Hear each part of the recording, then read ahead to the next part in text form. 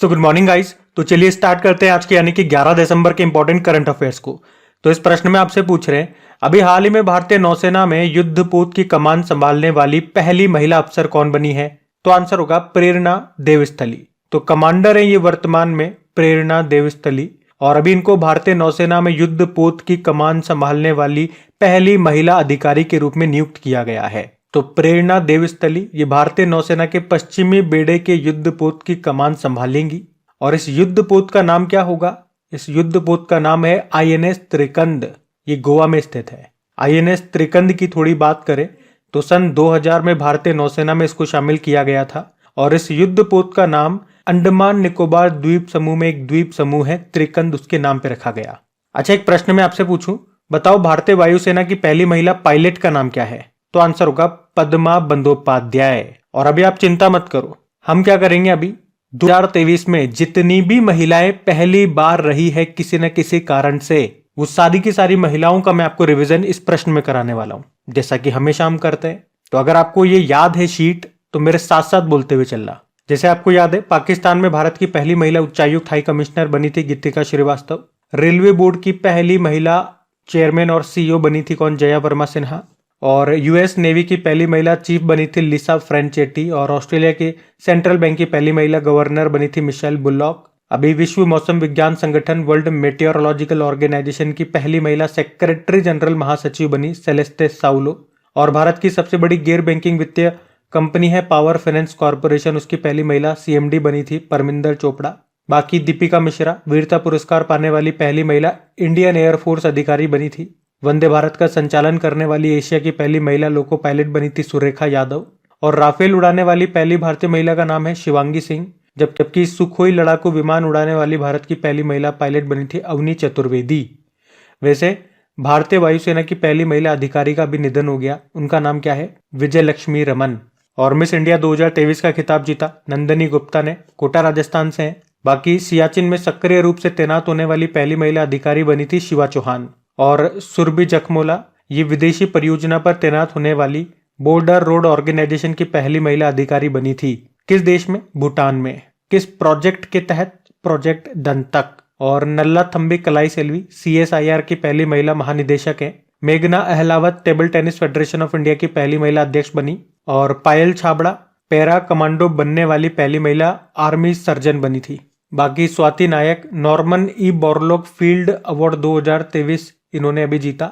ISO certificate पाने वाला देश का पहला महिला पुलिस थाना ये आपको मिलेगा भोपाल में।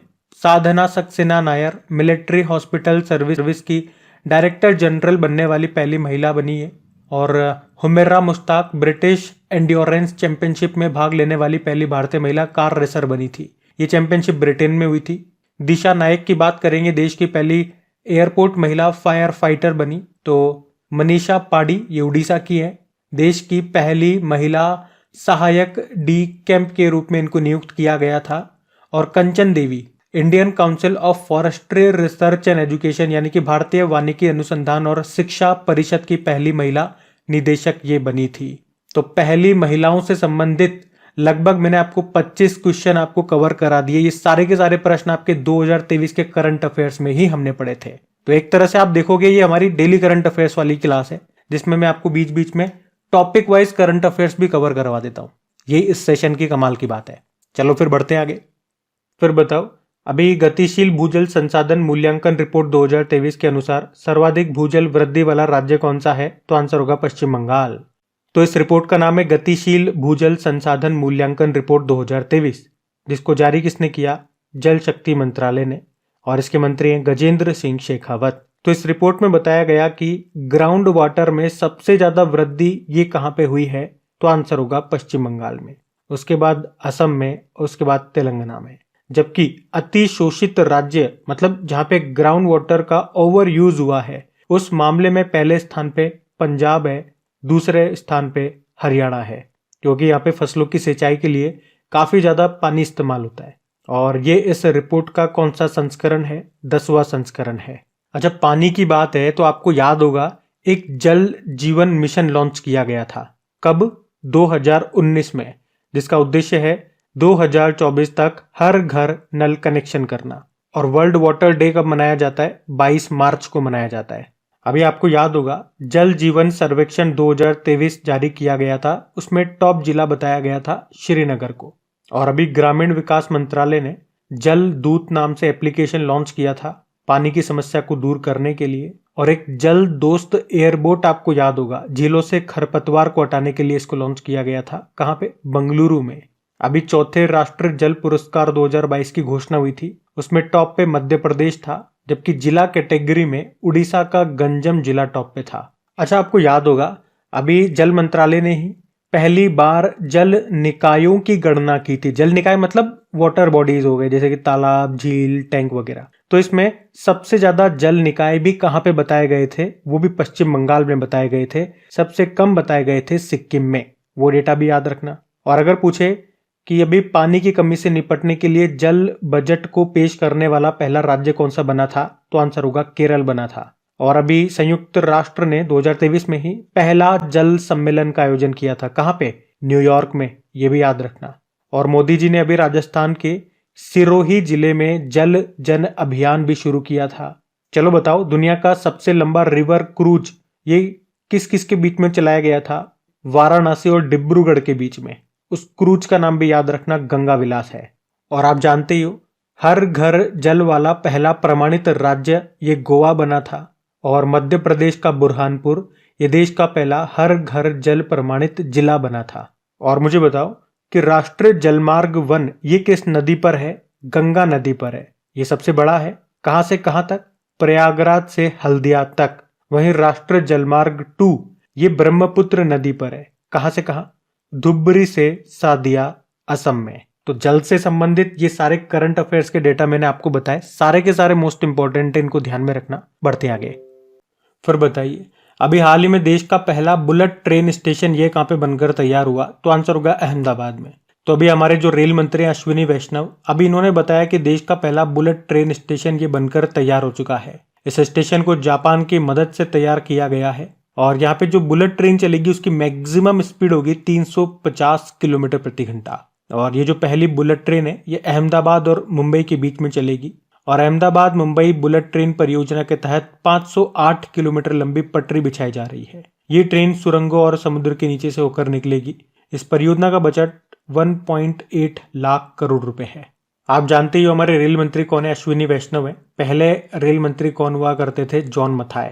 और अभी रेलवे बोर्ड की पहली महिला चेयरमैन और सीईओ कौन है? जया वर्मा सिन्हा है। अभी आप जानते हो मोदी जी ने देश की पहली सेमी हाई स्पीड रेल का उद्घाटन किया, जिसका नाम नमो भारत है। पहले इसका नाम रैपिडेक्स रखा गया था। कहां से किया? साहिबाबाद से। तो ये जो है ये दिल्ली गाजियाबाद मेरठ कॉरिडोर पर चलेगी, जिसकी लंबाई 82 किलोमीटर है। लेकिन अभी पहले चरण में इसे 17 किलोमीटर तक चलाया जाएगा, साहिबाबाद से दुहाई तक। इतना नहीं पूछेंगे खैर आपसे एग्जाम में कहां से कहां तक चलेगी, नाम आपसे पूछेंगे, नाम याद रखना, नमो भारत। और अगर मैं पूछूं अभी दक्षिण पूर्व एशिया की पहली हाई स्पीड रेल जिसका नाम है वूश, ये कहां पे शुरू हुई? तो इंडोनेशिया आंसर होगा। अच्छा, अगर मैं आपसे पूछूं देश का पहला पिंक स्टेशन ये कौन सा बना था? मुंबई डिवीजन का माटुंगा स्टेशन। पिंक स्टेशन मतलब हो गया यहाँ पे जितने भी कर्मचारी हैं वो महिला हैं। और मुंबई का भायखला रेलवे स्टेशन को यूनेस्को एशिया पैसिफिक अवार्ड से सम्मानित किया गया था। रेलवे प्रोटेक्शन फोर्स के डायरेक्टर जनरल बने हैं, मनोज यादव नाम है। और तेलंगाना में देश की सबसे बड़ी निजी रेल कोच फैक्ट्री का उद्घाटन किया गया। और अगर आपसे पूछे कि रेलवे का पूरी तरह से विद्युतीकृत होने का लक्ष्य ये कब का है? 2023 का है। और पूरी तरह से ग्रीन एनर्जी पे चलने का जो लक्ष्य है, या यूं कहूं कि पूरी तरह से कार्बन न्यूट्रल बनने का जो लक्ष्य है वो 2030 का है। अभी दुनिया का सबसे लंबा रेलवे प्लेटफॉर्म ये बना है कर्नाटक के हुबली में, जो श्री सिद्धरूजा रेलवे स्टेशन है वहां पे, जिसकी लंबाई 1507 मीटर है। और अभी मुंबई में जो चर्च गेट रेलवे स्टेशन है उसका नाम आरबीआई के पहले भारतीय गवर्नर के नाम पे रखा, यानी कि सीडी देशमुख जी के नाम पे। वैसे आप जानते हो संपर्क क्रांति एक्सप्रेस जो अहमदाबाद और दिल्ली के बीच चलती है उसका नाम बदल के अक्षरधाम एक्सप्रेस कर दिया गया।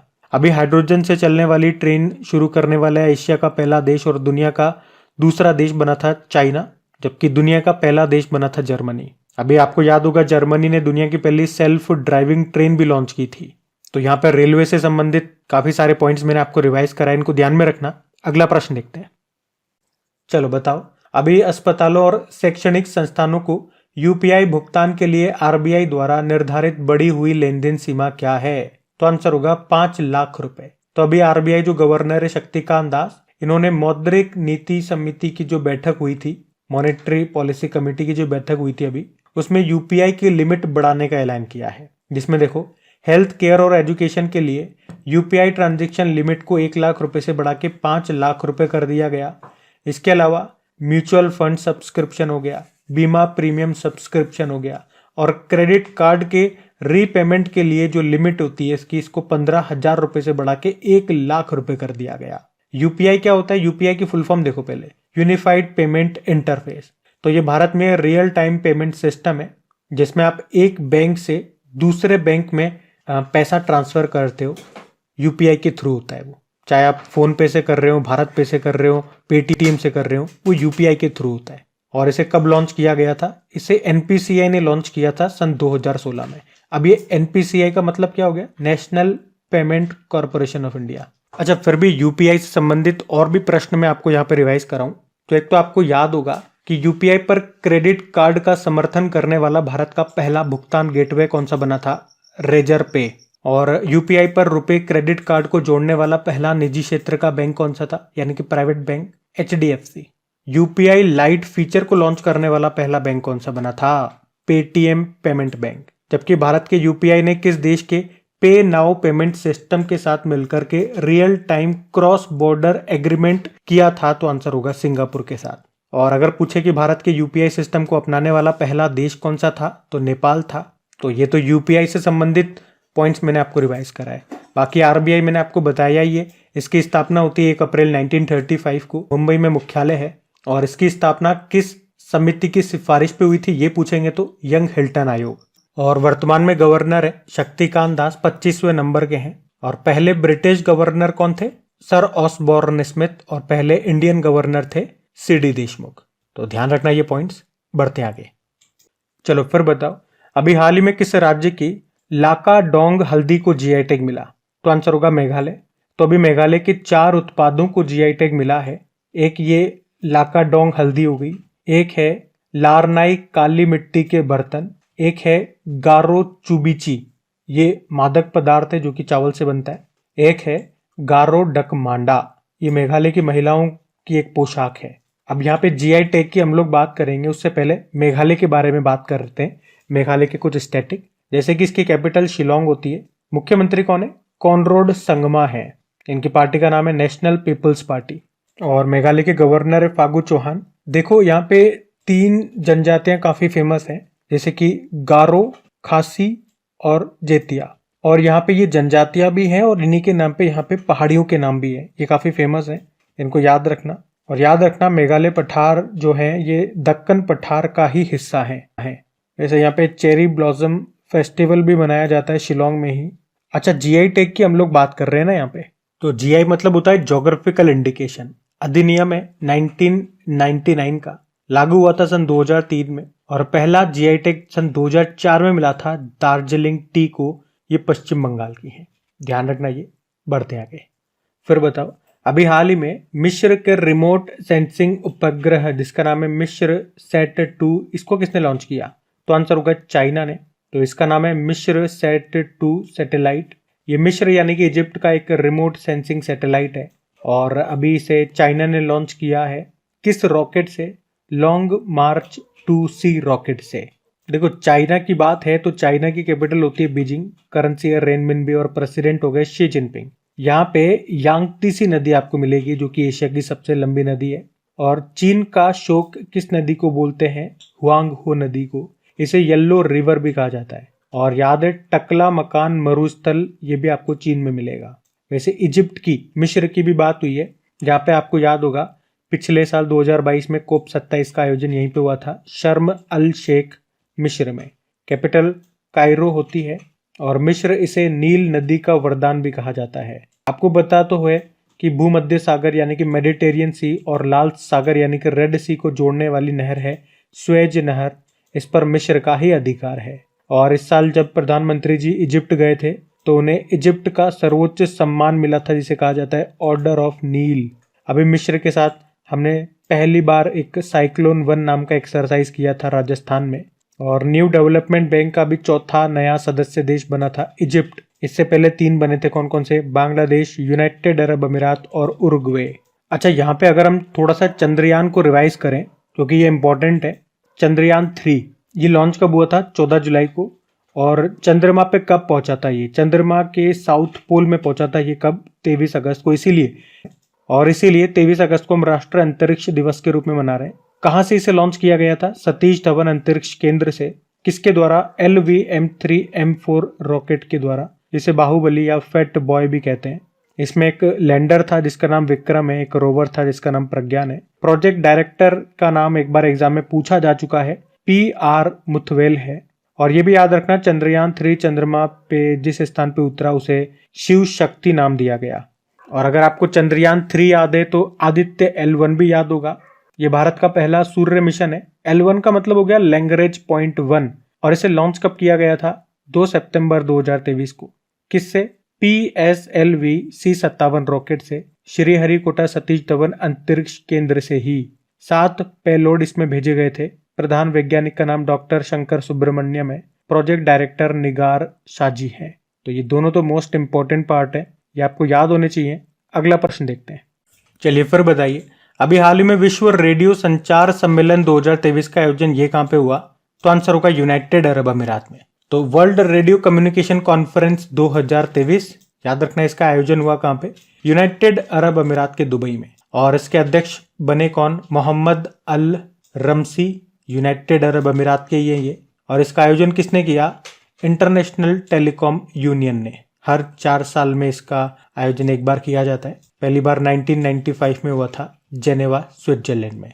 अच्छा, 1995 से याद होगा आपको, कोप 1 का आयोजन भी 1995 में हुआ था, लेकिन वो बर्लिन जर्मनी में हुआ था। वैसे इंटरनेशनल टेलीकॉम यूनियन की बात करें, इसकी स्थापना 1865 में होती है, हेडक्वार्टर जेनेवा स्विट्जरलैंड में है। और अभी यूनाइटेड अरब अमीरात से याद आएगा आपको, कोप 28 का आयोजन भी यहीं पे हुआ। और वर्ल्ड रेडियो डे कब मनाया जाता है? 13 फरवरी को मनाया जाता है। अब यहाँ पे 2023 की कुछ इंपॉर्टेंट सम्मेलन, कुछ इंपॉर्टेंट समिट्स का मैं आपको रिवीजन करवाऊं तो अभी याद है, विश्व मसाला कांग्रेस का 14वां संस्करण हुआ मुंबई में। अंतर्राष्ट्रीय वकील सम्मेलन 2023 का आयोजन ये भारत में पहली बार हुआ, अभी नई दिल्ली में हुआ। पहला हल्दी सम्मेलन 2023 का आयोजन हुआ मुंबई में। और आपको याद हो तो अभी भारत सरकार ने आधिकारिक तौर पर राष्ट्रीय हल्दी बोर्ड की स्थापना भी की। और ग्लोबल मैरीटाइम इंडिया समिट 2023 का आयोजन मुंबई में हुआ, 3रा संस्करण है इसका ये। अभी वर्ल्ड हेल्थ समिट 2023 का आयोजन जर्मनी के बर्लिन में हुआ। विश्व बैंक विकास समिति की 108वीं बैठक अभी मोरक्को के मर्राकेश में हुई। और इंटरनेशनल ओलंपिक कमेटी का 141वां सत्र ये अभी भारत में हुआ, मुंबई में। और याद रखना, ये दूसरी बार ऐसा मौका हुआ जब ये भारत में हुआ। पहली बार भारत में ये हुआ था 1983 में, जब ये नई दिल्ली में हुआ था। ये जरूर याद रखना। अभी 27वें विश्व सड़क कांग्रेस का आयोजन पराग, चेक रिपब्लिक में हुआ। और भारत ने किस स्थान पर पहली बार अभी पेटा ट्रेवल मार्ट 2023 की मेजबानी की? तो आंसर होगा नई दिल्ली। पेटा मतलब पैसिफिक एशिया ट्रेवल एसोसिएशन।